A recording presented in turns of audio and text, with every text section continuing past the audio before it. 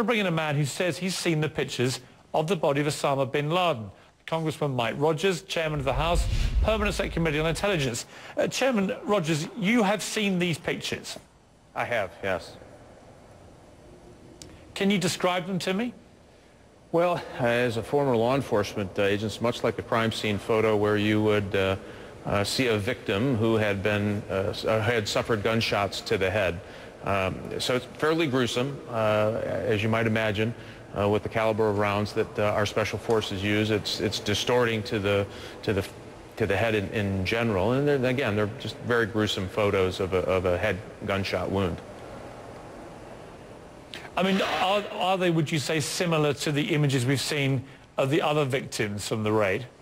I think so, other than I think the head wound is a little more severe on the pictures of Osama bin Laden.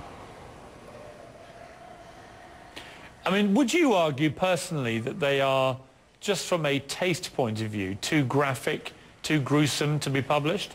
Yeah, I think they're fairly tough to look at, and certainly if you've never seen something like that, pretty tough to look at.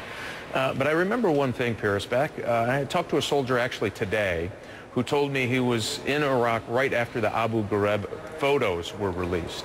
And leading up to that, apparently the soldiers were issued orders to double their medic packs, to take extra time on their patrols because the violence was going to get worse. And sure enough, after those were released, violence spiked.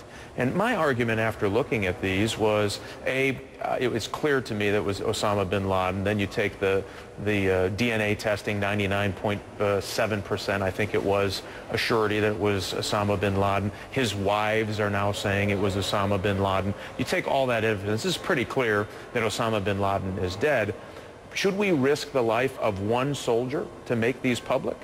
He's not a trophy for us. I argue it doesn't help our cause and may in fact make the life of a soldier in Afghanistan more difficult tomorrow. I just don't see the value in that whatsoever.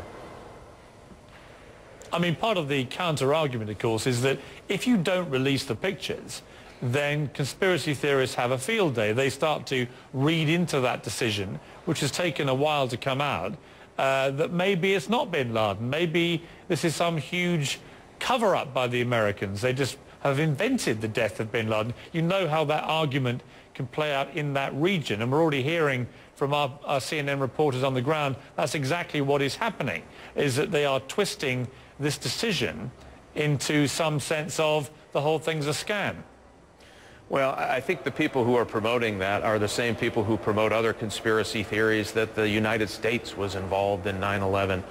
We know that the Taliban has actively, immediately after the death, I've seen intelligence reports and heard of reports where they're actively talking about trying to spin the story, if you will, about bin Laden not being dead, and it's just a hoax.